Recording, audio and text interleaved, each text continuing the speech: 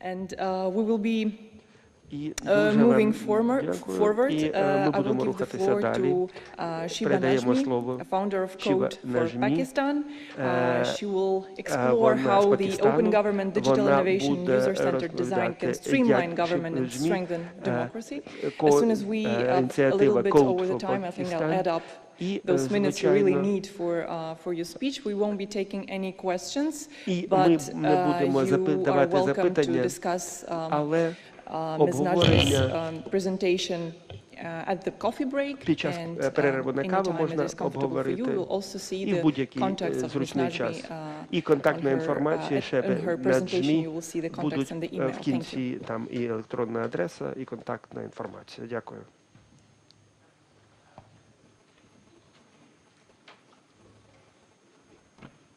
Could we have the slides up, please? Слайди, будь ласка. Thank you very much for having me. I'll start by sharing the problem from the citizen's perspective. Wherever we live, we tend to live two separate lives with a huge discrepancy between them. Our private sector life and our public sector life. Next slide, please. Most of the innovation happens in the private sector. Clearly, in our private sector lives, things have come a long way in the last 10 years. We used to experience banking like this. Раніше банківська справа була така, Now, banking can happen anywhere. We're now used to services meeting us where we are. Next slide. Де б ми не були. Наступний слайд. But government hasn't kept up. This is the line outside the Department of Motor Vehicles in Los Angeles. And even when government tries to deliver services digitally, why does it usually abysmally fail? Next slide. I'll get to legislatures, but let me first share a story from the state of Florida in the United States that I first heard of from a colleague, Catherine Bracey. In 2013, the state of Florida launched a new unemployment benefits website. So all Floridians who wanted to sign up for unemployment benefits now had to go to this website. They could no longer call or visit an office in person. The website launched, and the state of Florida was excited to see that the unemployment rate was falling dramatically. After a while, they tried to figure out what was going on, and they eventually figured out that the website that people were forced to use to sign up wasn't working. Now, these are thousands of Floridians who depend on those few $100s a week to feed their children, and there was nobody that they could contact to say that they weren't getting their unemployment benefits. Next slide. This website cost the state of Florida $77 million to build. Next slide. To give you a more high-profile example that you're probably familiar with, the Affordable Health Care Act is something that will go down in history as President Obama's signature achievement.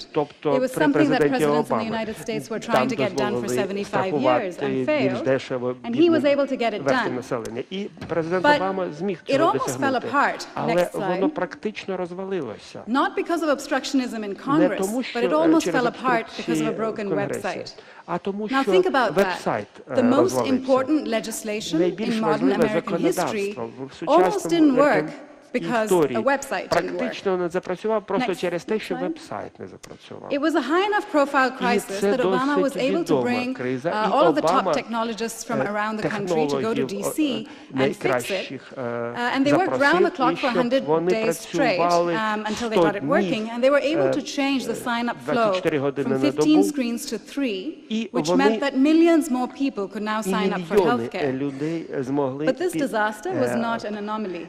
In the United States, 94% of federal government IT projects that cost over $10 million are either delivered late or delivered over budget, or they just don't work. And those who have the least are hit the hardest by these broken service deliveries. Next slide. Cut to Port Elizabeth, South Africa. In 2009, the municipal authority purchased 60 buses for $7.3 million. They were upgrading to a new rapid bus transit system. They also upgraded the city's road infrastructure to accommodate these buses, and the whole project cost about $130 million. Next slide. Fast forward 8 years, the buses are still parked and not in use because they're simply too wide for the lanes that they're meant to drive in. In 2010, the municipal authority did a brief trial of the buses, and they caused major traffic problems. And one of the things they identified was that they had failed to realize that there was a need to drop passengers off on the central islands, which meant that the doors were on the wrong side of the bus. The project was also challenged by high staff turnover. In the first 5 years, it went through 5 different engineering firms and 4 project managers, and each time a new person or organization joins the team, the decision-making gets reset. Of course, this raises serious concerns over the governance process. How could a $130 million project go for so long with so much dysfunction? There are many, many stories like these all over the world. These things are ridiculous and painful for people, and they damage trust of government.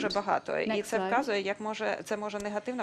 A year and a half ago, there was a study that showed that in the United States, Americans had the lowest trust in government. 19% of Americans say that they can trust the government, and you can see why from the kinds of stories that I just shared. It's about the sense of incompetence of government, especially at a time when we're used to being able to get the entirety of the world's knowledge on our phones. There's a big gap between our expectations for how our needs should be met and government's capacity to meet those expectations. Next slide. That's not just a bad experience for people who can't sign up for unemployment benefits or healthcare. It's really dangerous for democracy because it breeds cynicism. And I'm not talking about politics, I'm talking about the bureaucracy of government that delivers services and the legislature that creates laws that impact citizens.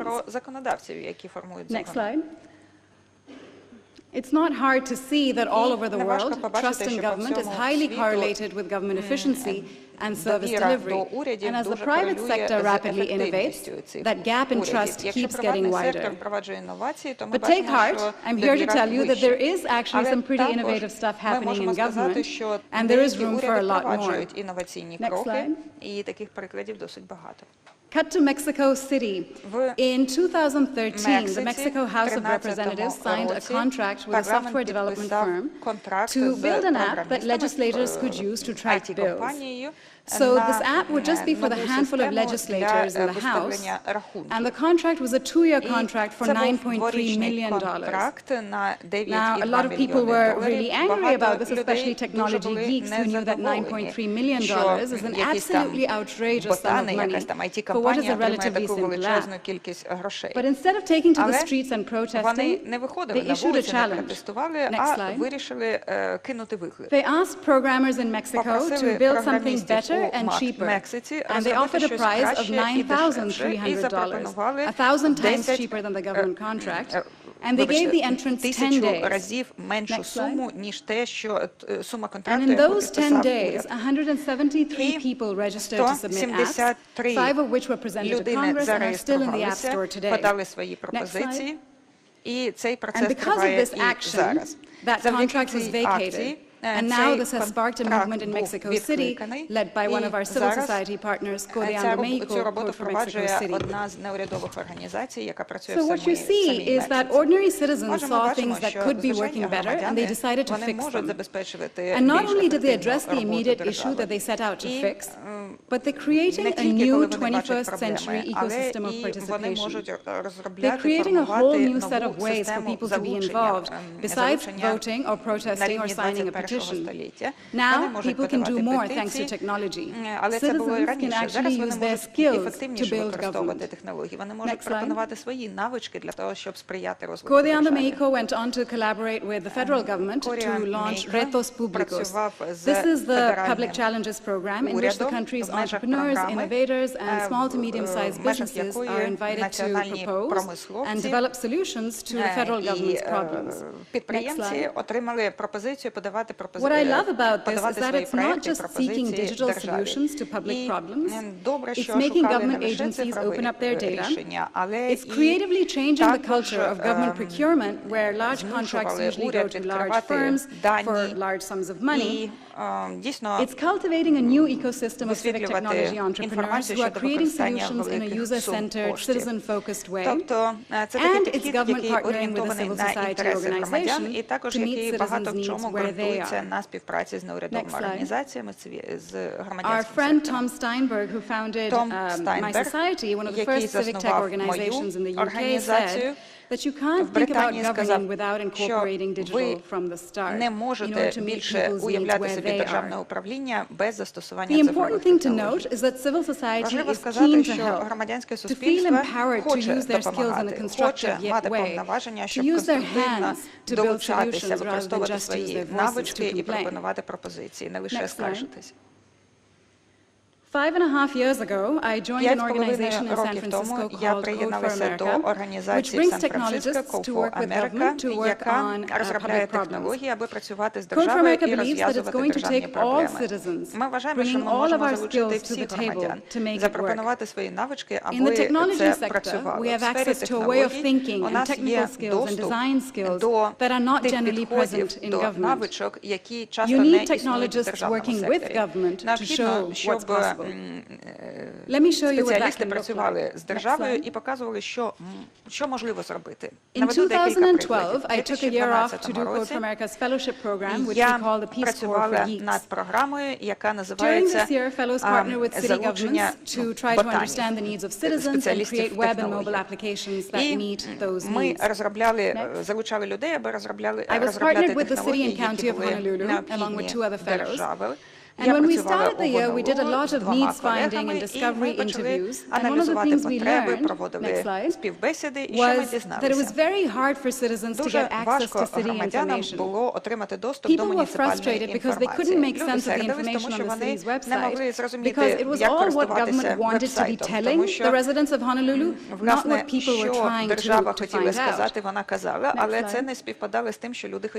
Now, the city's website was a massive thing of 30,000 pages. That on the right is an endless page that talks about driver's licenses, gives you all kinds of information without telling you exactly how to renew your driver's license. It wasn't going to be possible for us to re-architect and create better content for all of the website in the few months that we had, so instead we decided to build a better parallel website that better conform to how citizens actually want information from a city website. They're looking for answers to questions, and they want to take an action when they're done. Next slide. So we conducted user research with actual citizens, and we designed and built Honolulu Answers, which is a super simple interface where you type in a search term or a question, like how do I renew my driver's license? Next slide. And you get back clear, easy, simple answers that drive you towards an action. This is what you need to do, this is what you need to bring, this is where you need to go. Boom. That's it. That's what citizens are looking for. Now, the site itself was easy enough to build, but we were faced with the problem of how to populate all of the content. This was something that would take a very long time, so we did something that's really radical, especially when you think about how government is used to working. Next slide. We asked citizens to write the content. We thought that if it's supposed to be a citizen-focused website, then why not actually involve citizens in co-creating it? So we held a write-a-thon where we invited the public to come together for a few hours on a Saturday morning, and in one morning we were able to populate, next slide, all of the content for most of the frequently asked questions, but more importantly than that, next slide, we created a new way for citizens to participate in their government that was inclusive. People came from all ages, many of them older, writers, geeks, a blind resident came, and they researched and answered questions. Next slide. And we attributed the answers to the people who wrote them, which is sort of the equivalent to having a bench named after you. People felt so engaged, they were asking us for more questions to take home for homework. It's hard to articulate the sense of empowerment and responsibility that people felt for their city, based simply on this small act of participation. Next slide. In addition, there were 15 city employees who came on their own time on the weekend, including the mayor, all dressed up. So not only were we seeing citizen engagement, but since the city employees had to explain things to people from the citizens' perspective, in plain language, you could see their mindset shifting. We were witnessing government being more open and collaborative. Now, this was a pretty cool story in and of itself, but it got even better. Next slide. The following year, on the National Day of Civic Hacking, the Code for America Fellowship team in Oakland took the open source code base of Honolulu Answers and turned it into Oakland Answers. Next slide. And again, they held a write-a-thon where they took the most frequently asked questions and they asked citizens to write answers to them. Next slide. And again, we heard about the empowerment and responsibility that people felt for their city. This is an example of co-creation, of participatory design, of people making their cities smarter. We use the term civic hacking, which is the act of fixing civic problems. Honolulu Answers has now been redeployed in over a dozen cities around the world. And by piecing together these small acts of participation that we're enabling through civic hacking, we can slowly re-energize citizenship and restore trust in government in a new 21st century way. Next slide. And what we've seen is that in order to bridge the gap between government and citizens, you need to focus on citizen needs and create solutions in a user-centered way. And you need to involve smart, engaged citizens. In the technology sector, we call this design thinking and participatory design. In order for projects to succeed, we have to understand the full context of people's needs and usage. Projects fail when we design solutions without input from the end users, whose engagement is critical to the long-term success of the project. Next slide. These don't just apply to government services. We heard yesterday about the Hacker Lab inside the Brazilian Congress, which brings together anyone who's interested to create digital solutions that make legislative information and processes more transparent and understandable. Next slide.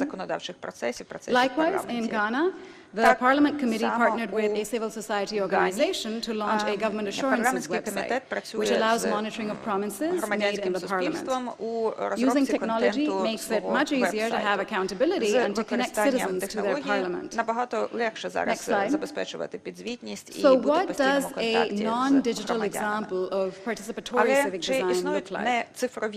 In Chile, the earthquake of 2010 completely flattened the coastal city of Constitución with a tsunami. There are about 40,000 people who live there. The city realized they needed help from the private sector, so they brought in a couple of companies who were able to redo the entire master plan of the city in just 90 days, which is completely unheard of. It usually takes years or over a decade. And they did it by engaging citizens directly. Next slide. They built an open house in the city's main square where they put their evolving plans on display, and they drove around making announcements via loudspeaker to invite the whole community to submit ideas. Next slide. They held regular meetings to which all the people of Constitución were invited, and together they thought about what kind of city they wanted, and they voted and debated on ideas. Next slide. Citizens felt so empowered because the project team based the entire master plan process upon citizen participation. As a result, they now have a city that they all feel ownership of. It doesn't work so well when you try to install a smart city from the top down and expect people to live with it, especially if it takes power away from them. You have to engage them to build from the grassroots, from the bottom up. This citizen-centered focus is how you rebuild trust. Next slide. There are many creative models for legislatures to involve citizens. In Mongolia, citizens are generally unhappy with their government, which they consider incompetent and corrupt. There are 11 competing political parties to vote for, so you would think that citizens have a lot of democratic choice, but when polled, respondents express very little confidence in any of them. The transition to democracy in the 1990s has been pretty tumultuous for Mongolia, and it struggled with inflation and corruption and unemployment and poverty. And yet, we can take a cue from Mongolia where even in a country with so many problems, there is a lot of creative effort towards strengthening democracy. Next slide. Gombojov Zandan Shatar, a member of the Mongolian parliament, visited Stanford University in the United States 3 years ago to learn about why nations and democracy fail and what methods can help overcome corruption and abuse of executive power and populism, which is a widespread problem all over the world. He realized that referendums aren't enough for getting citizen input. Referendums by themselves are not deliberative or thoughtful because people are often uninformed about the key public issues and they vote just in response to surface impressions of headlines or sound bites of fake news. That's not what democracy is about. Next slide. At Stanford, he learned that citizen-centered democracy means more than referendums. It means deliberative polling, which is a way to consult the public in which citizens can discuss arguments and get their questions answered, and then form their opinions, which often change tremendously when they're well informed. That's much more like what true democracy is supposed to be. Next slide. He took the methodology that he learned at Stanford to plant a seed back home, and earlier this year, the Mongolian government passed a law, becoming the first government in the world to require that public deliberative polling be conducted before the Constitution of Mongolia can be amended. Next slide. Just last month, the Mongolian parliament conducted their first national deliberative poll and brought together nearly 700 randomly selected and representative citizens from all over the country to Ulaanbaatar to deliberate the future of the Mongolian constitution. Bringing together a representative sample of the entire country in one room is not a simple task. Next slide. But participants came from across the country and they were organized into small groups. They expressed excitement at the prospect of their voices being heard, and they formed strong opinions on all the issues being considered. It became apparent that if people think that their voices matter, they fully engage in discussion, they will ask the experts informed questions, and then make tough decisions about what's best for their communities. Next slide. Elsewhere in Asia, we see similar things happening in Taiwan, where the government is now leveraging technology to get opinions from citizens. After the student protests in 2014 against the lack of transparency in the Taiwanese parliament, next slide, the Minister for Digital Affairs decided that there should be a way to consult with the public online and engage citizens in policy discussions so as to speed up the slow policy-making process. She realized it was important for this platform to be independent of government so that it could be politically neutral. So the V-Taiwan Policy Discussion Forum was chosen, which was built by volunteers from the GovZero community, which is a volunteer community of technologists. And GovZero volunteers were asked to be the independent third-party facilitator of this consultation process. There have been quite a few items that have come out of this kind of consultation through the V-Taiwan process that have been adopted into law, such as regulations about ride-sharing like Uber. Next slide. Participants share opinions on Polis, which is an open-source online tool that allows mapping opinions at large scale. After that, a working group is formed, which summarizes the participants' opinions in a meeting that is live-streamed, and then recommendations are handed over to government or to parliament, who make the decision to reject or implement these recommendations as new laws.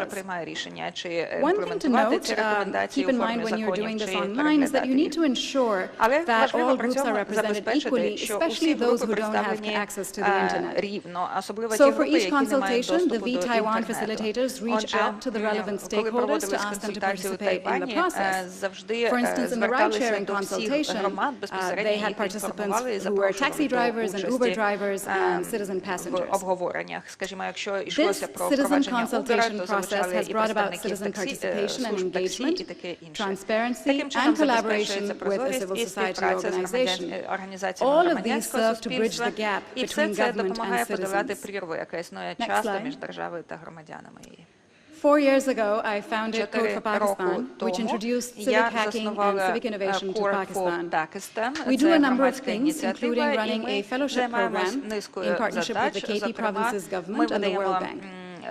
The fellowship program is currently in its third year, and this year we had over 1,000 applicants for the 20 full-time fellowship positions, which goes to show how much interest there is in working on solving public problems. Next slide. Our fellows work in small teams, and they spend 6 months partnering with government departments to build digital public services.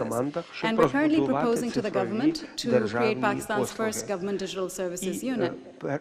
Next slide. We also have volunteer citizen groups across the country called Civic Innovation Labs, where community members partner with government and with other civil society organizations to further civic innovation. For instance, our Islamabad Civic Innovation Lab is actively involved in the working group for Pakistan to create its first OGP action plan. Next slide. And the lab has used open data to build citizen monitoring tools for Parliament, among other things. It's important to note that opening data is just the first step. It's an important first step, but it's not sufficient on its own. You have to create a community around it that creates demand for the data, that finds meaningful usage of the data, and that builds useful solutions on top of it. We want to help the government deliver services in a user-centered, citizen-focused way, and in a way that's inclusive, because ultimately it's about changing the relationship between government and citizens. And you do that by improving services and by providing transparency. Next slide. This civic hacking movement is global. Code for Pakistan is part of Code for All, which is an international network of organizations who believe that digital technology opens up new channels for citizens to more meaningfully engage in the public sphere and to improve their communities. Next slide. There are civic tech community groups in 140 cities around the world. Many of them made up of volunteer technologists who want to use their skills to make their communities work better for everyone. Next slide. There are two sides to this equation, and great things happen when they come together. As Emmanuel Bedstra of Ghana's parliament said, citizen engagement is vital to the survival of democracy, and it's necessary in order for governments to survive. Next slide. And on the other side, as Jane Jacobs, who was an urbanist and activist, once said, cities, and you can replace cities with governments, have the capability of providing something for everybody only because and only when they are created by everybody. Next slide. So thank you all for what you do, and thank you very much for listening.